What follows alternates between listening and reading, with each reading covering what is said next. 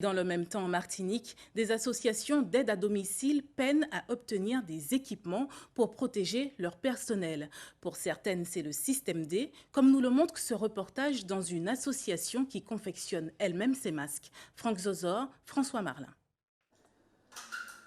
2 agrafes, 2 élastiques et le masque est réalisé.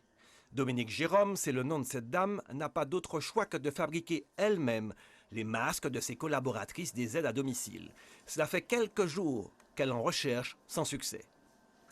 On a commandé des gants pour en fabriquer, donc ce sont des gants à usage unique, ce sont des gants de toilette à usage unique et on en a commandé pour pouvoir en fabriquer pour nos salariés. Et le retour de ça, c'est quoi? Les salariés disent merci, elles disent merci pour la plupart, elles nous disent merci d'avoir cherché un système pour pouvoir les protéger puisque n'ayant pas d'autres choses et autres solutions, celles qui vont encore à domicile, puisqu'on en a encore qui interviennent à domicile, voilà.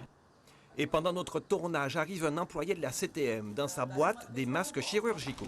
18, 20, ok, 20. 20 sachets de 50 masques. Ce sont des masques chirurgicaux, oui. C'est ce que... Et c'est la CTM qui vous livre? Exactement. C'est par le biais de la CTM qu'on a pu avoir ces quelques masques. Quelques minutes plus tard, autre surprise, ce sont des solutions hydroalcooliques à base de rhum qui arrivent, très recherchées par les responsables des aides à domicile, livrées par le président du Codérom en personne, mais tout le monde n'y aura pas droit. On gère cela avec l'ARS, donc structure hospitalière qui gère cela. Il y a les professionnels de santé, donc médecins, infirmières, sages-femmes, qui gèrent aussi. Et puis on a toute la partie État qui est gérée par la préfecture, la police, la gendarmerie, que la préfecture gère directement avec nous.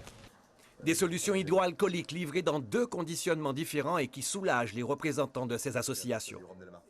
Le travail qui a été fait au sein de l'Union, c'était de repérer auprès des membres les quantités de matériel qu'il fallait pour pouvoir continuer, assurer la continuité de nos services.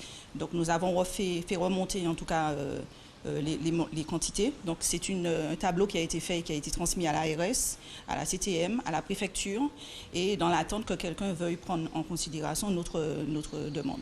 Une demande en partie prise en compte. Ce sont 900 aides à domicile qui bénéficieront de ces masques et de ce gel. Elles pourront ainsi mieux assurer la sécurité de ceux et de celles qu'elles soignent et qu'elles servent tous les jours. Et puis nous